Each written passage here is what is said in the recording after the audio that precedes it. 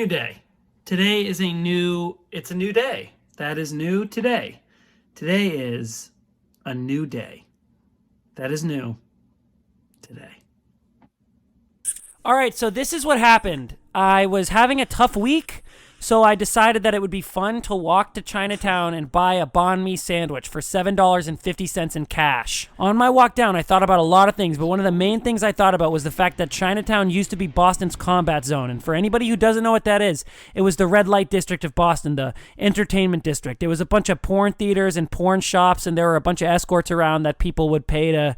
I'm not really sure what you do with an escort, but, you know. And it got me thinking, like, oh, wow, I always, go here for food, and I hang out here with my friends in high school, and I still see my friends in Chinatown. And back in the day, this would have literally just been a place where we probably would have snuck into pornography theaters instead of, like, getting pho. Maybe at the same time. I'm not sure. I'm sure pho tastes great in a porn theater. And you know what I thought about? I thought about the fact that it would have been a really different life if those porn theaters were open when I was growing up. And they weren't. I've never been to a pornography shop either. All the pornography that I've ever watched, I've watched either on my phone, a laptop, or an iPad.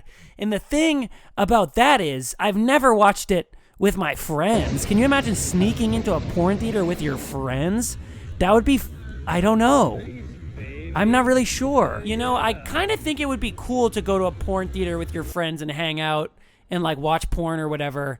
But I would not feel comfortable being like, hey guys, let's all hang out at my house and watch porn on the TV. I feel like it needs to be in a movie theater situation where it's more socially acceptable. And I feel like that's not socially acceptable anymore, which is bad, but also maybe good because it is a strange thing to do. Anyways, there are a bunch of stadies fucking driving through downtown on my way down to get my banh mi sandwich because Kamala Harris was in Boston this week, apparently. Not that I saw her, but maybe I saw a van she was in.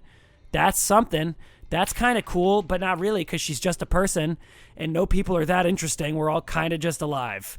And then we're not eventually, and that happens, and that's fine. So the banh mi sandwich was fucking fantastic, as it always is. And what I also got after I bought that banh mi sandwich in cash, because they are a cash-only place, I went to Gongcha and I got a large lychee oolong tea with 50% sugar and a full ice. And that shit was a bussin'. If you know what that means, bussin' is like from back in the day. Like we say that stuff about food and tasty stuff. And that was what I did that day. I was having a good time. So then I walked to the place that I am applying for a job for, and I spoke to someone there who I know, and he was like, "Oh my God, I'm so sorry. I meant to tell you this weeks ago. They filled that position weeks ago. So you've just been waiting, and they just didn't tell you." And I went, "Oh, okay. That's that happens." And you know what? It does. But it's fucking annoying as shit that happened. But nevertheless, we persisted. And then, I bought my kombucha at Starbucks after that because I guess I need a fucking little drink all the time because I'm, 4. And while I was going there, first of all, when I walked in, it was playing Wake Me Up When September Ends, and I was like, holy shit, this is such a serious, this was right after I found out about the job thing, and I was like, wow, God's hearing me. And then immediately afterwards, it was Sarah Bareilles' Love Song. And I think that was a really powerful moment because I took that to mean that I thought that this was the thing that I needed, this job. And what the universe said was, actually, we're not going to give you what you think you need. We're going to give you what you really fucking need. And if what I really need is anything similar to Sarah Bareilles' I'm Not Gonna Write You a Love Song, bro, let's fucking go. And I just wanna say this real quick. I know that the water's supposed to be higher, but if it's boxed pasta, the fuck does it matter? It's boxed pasta. It doesn't matter anyway.